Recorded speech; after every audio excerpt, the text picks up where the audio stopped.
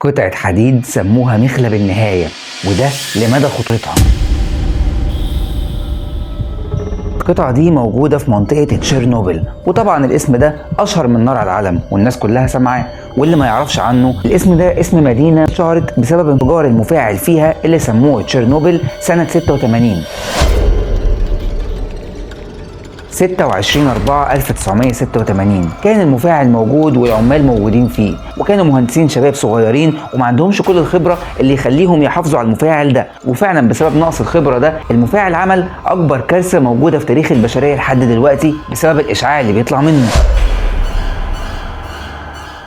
كان المفاعل شغال كويس جدا، كان بيتم اختبارات عليه، بس الفكره انه في الليله دي تمت الاختبارات بشكل مختلف شويه، والمهندسين الشباب ما كانش عندهم الخبره الكفايه بتبريد المفاعل، لانه كان بيتم تبريد المفاعل ده عشان عنصر اليورانيوم اللي موجود فيه، وكان بيتم التبريد عن طريق اعمده جرانيت. الاعمده دي كانت بتبرد المفاعل. في الليله دي ما تمش دخول الاعمده بشكل كويس، وبدات درجه حراره اليورانيوم تعلى والاعمده دي بدات تتني، فطبعا ما تمش التبريد بالشكل الطبيعي اللي المفاعل متعود عليه، وبدات درجه حراره اليورانيوم تزيد فجاه. ده ادى لانفجار المفاعل، وكانت اكبر كارثه تاريخيه بسبب الاشعاع اللي كان بينتج عن المفاعل ده، لدرجه ان الحكومه ساعتها اتدخلت وبدات تحاول تسيطر على الاشعاع، بس الاشعاع كان بيكبر وعمال يتوسع اكتر بسبب الرياح اللي موجوده اللي بتنقل الاشعاع من منطقه لمنطقه ثانيه. واتقال ساعتها ان اعداد الوفيات وصلت لحوالي 31 شخص، بالاصابه ل 2000 شخص، بس الاعداد كان فيها ارقام كتير حسب وسائل الاعلام اللي كانت بتنقل الموضوع.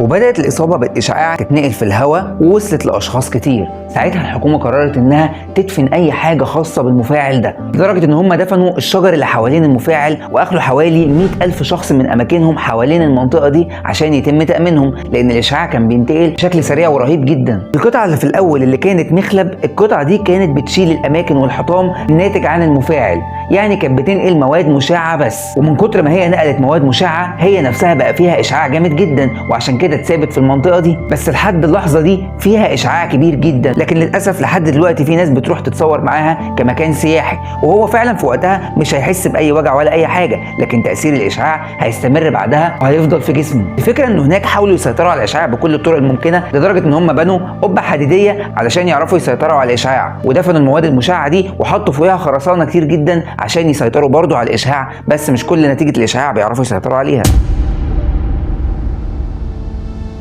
دي كانت أكبر كارثة تلوث بيئي حصلت في تاريخ البشرية لحد اللحظة دي. أنا عادل مجدي، يا ريت شارك كتير للمعلومة عشان في ناس كتير ما تعرفش إيه هو تشيرنوبل.